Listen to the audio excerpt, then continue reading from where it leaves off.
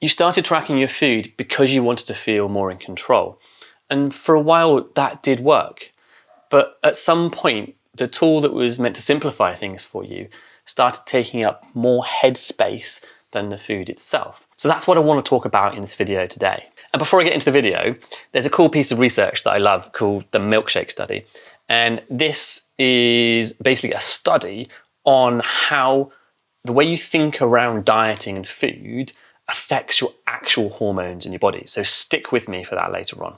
So now I want to take you back in time and answer a question. Where did this discipline and tracking mindset come from that is so linked to the fitness industry? I did a little bit of research, and the first one is in the military. It's highly disciplined and there is no thought process. It's all external. Someone tells you what to do, when to eat, when to exercise, when to sleep, designed to get you from A to B and win wars. It's really important. And a lot of the early fitness industry stemmed from this mindset of, if you want to get fit and healthy and the dream body, discipline gets you that. Look at this. This is already how we do it with the military. Let's just apply it to the general population, and kind of went from there. And the second route, a little bit further back in history, comes from religion. So if you think about it, a lot of the religious rules are around not thinking as a person, but obeying a higher power. So the idea of self-discipline, not giving into your impulses. The words disciple sound very like discipline. You follow these disciples and they lead you, they tell you what to do. So it's not your own thoughts, it's following the ideas of the religion. And so this is the idea most people hold in their mind, even though they might not know where it comes from, when they approach fat loss and go on a diet. So now you know where it comes from. I now want to delve into what this mindset actually does to you once you start following it. And I'm really interested in your experience here. So if you don't agree with me or you have a different experience, let me know down there in the comments. So for most people, this is how it plays out. They work out how many calories they need. They start tracking across their day in an app, for example, the MyFitnessPal app. And day to day, they are logging their food and trying to stick to this target every day. And often for a while, it works, and it works great. You start seeing the changes in your body, and it makes you feel good because you started doing this thing, this new behavior that has got you, or started to get you, the result that you have looked for a long time. And by the way, I did this for over 10 years, and while I was doing it, I felt like it was the right thing to do. I now think otherwise, but you may be starting this out, you may be in the process of doing it, you may live this life every single day. And I just want to point out that when I was doing it, I thought it was the right thing to do, and I would have defended it with my life because it was getting me the result that I wanted. But what I found after a while is that eating stops being what you want and more what fits. And so the way you start to eat and the things you start to eat start to change. And not because you don't like them, but they just become more difficult to log. One thing I remember with myself is I started eating similar meals because it became just effort to calculate and think about the different calories and different things. So my breakfast was always similar, my lunch was always similar, and that worked. Again, it still got me the body I wanted, so it was fine. I felt it was fine. And I did recognize that variety had reduced in my diet. I just didn't see how this was impacting me at the time. So once you do start calorie counting, you start to get this background noise, let's call it. And it's that self-talk that is constantly there. Things like, how many calories do I have left for the day? How many calories do I have for the day? If I exercise, will I have more? And what if I go out? What if someone gives me something that's not in my plan? And this constant noise, whether you realize or not, takes space in your head. It takes energy away from you. And this slowly starts to chip away at other areas of your life. It takes away from being present in the moment or have full energy to engage in whatever you are trying to do, your family, your hobbies, anything that is important to you in the moment. And with a lot of my clients, it's their work. They are highly successful and they require a lot of energy and focus to achieve what they want to achieve. And slowly, slowly, slowly, this background noise has taken away, has chipped away at their energy, and they're finding it hard to get through their day. So the end of the day comes around and they are really, really tired because they don't have enough energy. And the paradox is, at the end of the day, when they are tired, how do they pick themselves up? With food. Food is a quick and easy way to change the way you feel. And so it's almost like they are self-sabotaging their plan, their diet, or whatever you want to call it. And that feeds back into the shame. Why did I just eat that? I'm on this path and I've just gone against what I told myself I was going to do. You may relate to this. Let me know in the comments. And so one thing I really want to emphasize as well is a lot of people that have been doing this for a while, and again, I recognize this in myself, this background noise became normal. I forgot that it shouldn't exist. And so my life was running with this constant chatter around food. My whole life was organized around my food throughout the day. And I'd forgotten that life can exist without this. And so now you've understood about this background noise and how it can lead to evening eating. I just want to delve into this a little bit more because I think it's really important. If you really think about it, there's a difference between your eating during the day and your eating during the evening. And again, if you feel differently, let me know in the comments. When we think about how you eat in the evening, it's not necessarily eating for nourishment or enjoyment. It's often release eating, eating for release. And what I mean by that is over the day, pressure has built up. So it would be that background noise, the stress around that, but also you may have been eating in a certain way because you knew you would binge. You knew that you would emotionally eat in the evening. You would volume eat a lot of vegetables, things like mushrooms, carrots, like I used to do, because that would leave enough space, enough calories that this binge you would have would not impact you as much as it would do otherwise. So this evening eating is not hunger. It's often large amounts of food, eaten quickly without any real connection. It's not, oh, I really enjoyed or wanted to eat this specific thing. It's a treat and I'm going to really enjoy it. It's more like disconnected eating that, like I said, acts as a release. And side note, the fitness industry that does tracking often reframes this as flexibility, saving for your treats, and things like that. But to put a different frame on it, this is disguising disordered eating with a label that is accepted by that community, by the fitness industry, by people that want to justify the way they're eating.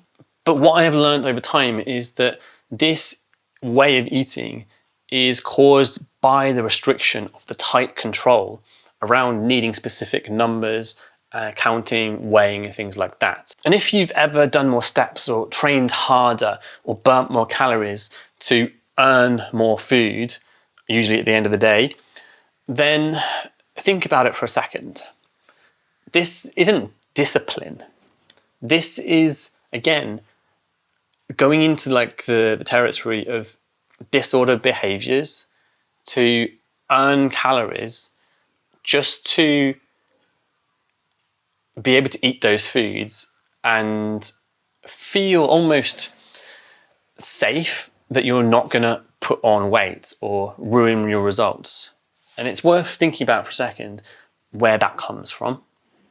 That's not a topic for this video, but I just want to like lay the groundwork for that thinking. And again, this was something I was stuck in for a long time. Right, so now the milkshake study, I mentioned this at the beginning of the video. It's one of my favorite studies because it's not just about self-reported behavior and feelings, it actually measured hormones in people's bodies. So the researchers made a big container of milkshake, and basically it was made up of whatever ingredients it needed, and they split it into two groups of cups. Cups on the left, cups on the right. And one group of cups they labeled the diet low-calorie shake. On the right-hand side, they labelled them the indulgent high-calorie shake. They then gave them to 2 groups of people and measured their hunger hormones after, ghrelin, grr for hunger. And what happened in the diet group, the ones that thought they were drinking a lower calorie shake, remember they were actually all equal, the same amount of calories, their hunger hormones were higher. Okay, this amazes me. So because they thought they were drinking a lower calorie drink, even though it wasn't, their body produced more hunger hormones. So what this tells us is that if you think you're being restricted, so if you are doing any kind of control, counting, or diet where you are focused solely on the weight loss and being disciplined, then it can often lead to an increase in hunger hormones, which makes you feel hungrier, of course, makes you want to eat more food. And so it's so important to have the right psychology in place before we try and lose weight. And if this video is resonating with you and you would like to assess your own eating patterns, I have a free assessment. It's 60 seconds long, it's down there in the description below, and it will give you a starting point of where to go if you are struggling with food. So next, if calorie counting is wrong and holds people back, why are people still doing it? Why are people still pushing it? Why is the fitness industry so obsessed with it? First of all, coaches love it because it's backed by science, right? So it gives a very easy way to know if something is working or not, or if you're following it or not, because it's numbers and it allows you to give a plan to someone, allows you to give an amount of calories to eat, and it creates that control which can help the coach's own anxiety around the client. For example, I've taken this client on, what if I don't get results? The best and easiest way to control my anxiety is give them something very narrow and tight and rule-based to follow that I know and they know if it's not being followed. And so that's one of the big reasons that it's pushed a lot. And when the client isn't getting results, you can look at the tracked calories and say, look, you ate too much there, or look what happened on the weekend, we need to tighten this, or I've set you calories that are too high, so let's bring them down a little bit. And so there's that reassurance or structure or even crutch for the coach that they can always come back to and also use as a reason why the client might not be getting results. And of course, it often comes from that coach's way of doing their own nutrition as well. So if that coach has found that this tight, controlled, rule-based system and calorie counting has got them the body, of course, they then teach it to their clients because they are familiar with it, they know it works, and they're confident with the results. But that doesn't mean it's the best way. And as I'm discussing and will discuss, it often creates more problems than it solves. And while we're on this point, I want to discuss the 3 types of man that appear to have actually solved this, because I know you're thinking, well, this person is really disciplined and they have the body. Why should I not follow their system, calorie count, because looks like it's working? So first of all, just through probability, some people had a mild problem that adding some structure through being aware of calories helped fix. So these people may not have done much around weight loss before and just needed a bit of orientation. And that helps them reduce their calories enough to lose weight. So success. Secondly, there's the people that you might look up to. I mentioned before, coaches, influencers that seem to have a great body. And they've built an entire identity around this discipline and control. You see it all the time on the internet about no motivation, ignore that, just discipline, get up, do it. And these people, like I said, they seem to be in control and have everything that you want. They may be doing it in different ways, so cutting out certain food groups, following certain diets. It might be fasting, it might be keto, various different ways of reducing your calories. It might be volume eating, it might be just if it fits your macros, anything like that. And what you'll notice, and I've seen this a few times, I won't mention names, is that for these people, they have periods where this discipline completely falls apart. And what I mean by that is they won't just have a day or a week where they drop back a little bit from what they're eating. So a little bit less protein, maybe a few more treats, a few more calories in their day. They go completely off the rails, binary, black and white. They go from this complete discipline to nothing at all. And they may sort of come on video and say, oh, look, I'm human, I'm being honest, look at me, I put on weight, and kind of relate to you in terms of, look, I'm just like you. But something else is happening here. It's not a discipline failure. It's not a failure of their discipline.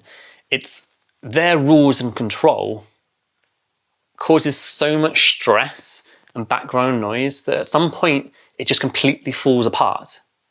And so it is black and white. All these systems that they have created to control their body, nutrition, exercise, go from like held together to completely like not held together. And when this control is taken away, they end up emotionally eating, binging, and having no control around food. And then obviously they say, look, these rules were really important, and justify it, and then go back on what they were doing and repeat this cycle over and over again. And then of course teach it to you in what they're selling. And then there's this third person as well, the almost success that doesn't feel like success. You may have dropped weight, you may have even got the body you wanted, but you can feel the cost it has to you mentally and also like physically in your life. So you may notice the effort it takes to do things like eat meals with your family or go out, or how your day needs to be structured around the logging and tracking of food. And you may have got used to this, but you do notice that it's annoying when things happen in your day that you can't control the day to fit in this calorie counting. So one thing that I used to notice is that I had to cook all the meals because I needed to know what went in them, how much it weighed, and then how much of the portion I ate from that meal so I could track it. And that became a problem. And the paradox was I had the body I wanted. And so that control was important to me. And like I said before, I justified it. And there was the fear that, well, if I stopped doing that, then I would lose the body. So it just became a natural thing to maintain that behavior, even though we can label it as disordered. So next question, how do you know which category you're in? So as I alluded to, you can ask yourself the question, what happens when my routine or my day is disrupted? Or even the idea that it might be, like for example, I'm going on holiday. How do you feel? Does it invoke a little bit of anxiety or even a lot of anxiety? Do you try and create more control? For example, if you're going on holiday, does there have to be a gym? Does there have to be certain food around, etc., etc.? Or do you have to take food with you? Can you sit on an aeroplane and eat the aeroplane food? Or if it's just a normal day, do you have to do anything special to try and control that day to stick to this system? And also, when you can't follow your tracking and counting, do things fall apart quite quickly? So, for example, when you go to a restaurant and it doesn't tell you the calories, do you tend to think, well, I can't count them, so I'm just going to eat lots because this can be my day off or my cheat meal? Do you label it as such to give you permission to eat without tracking? Does that make you feel better? The second thing as well, what is tracking actually doing for you? Is it helping you in some way? Is it stopping you emotionally eat? Has it become so important that it is controlling that side of you that you don't like, that takes you down a path that is not desirable? Because it's very easy to, again, justify these behaviors that are causing problems, but are helping you solve another one. And it becomes like a tangled mess of, this seems okay, it's giving me what I want, so I'm just going to continue doing this. So now here's the part of the video that I think you're probably waiting for. If I shouldn't be calorie counting, if I shouldn't be tracking and controlling everything to minute levels, what should I be doing instead? What replaces this?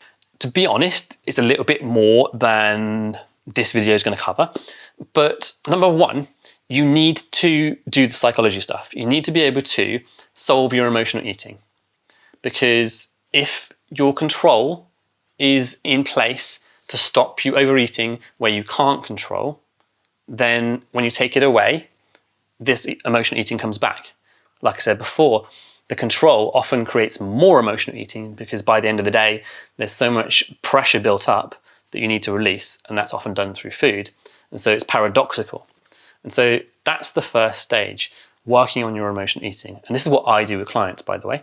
And again, there's my assessment to look at your behaviors down there in the description. Do that, that's the first step. The second step is having a way of eating that requires less control. And again, that might sound paradoxical to you because, well, if I have less control, will I not eat more and put on more weight? Again, paradoxical because that's not what happens. Having less control often relaxes the pressure and allows you to eat normally. So over the long term, you're able to eat with some kind of structure and habits around food that get you enough nutrients, that allow you to eat the required amount to lose weight, but not with so much control that it affects your life. And so those two things are the solution to this. Another video will cover this in more detail so you understand it more. And so I've mentioned the word paradox quite a few times in this video now, and I think that's what it comes down to. The tool of discipline that is used to solve or get the body that most men want, paradoxically ends up, for a lot of them, creating the problem that makes it worse.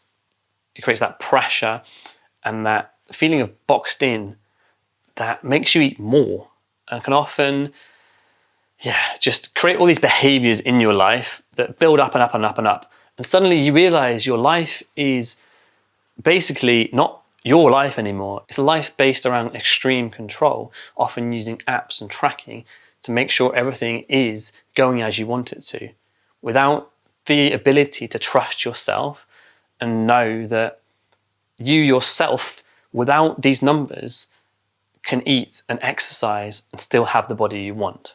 And if you are currently calorie counting and tracking all your food in apps, I'm not telling you to stop.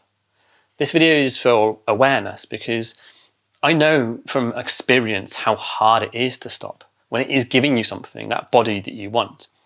So I just wanted to give you some insights and maybe start that ball rolling, start you thinking about maybe there is another way. And if you want to see how my life was when I was obsessed with calorie counting, you can watch this video up on screen now. And if you are new here, don't forget to subscribe as well.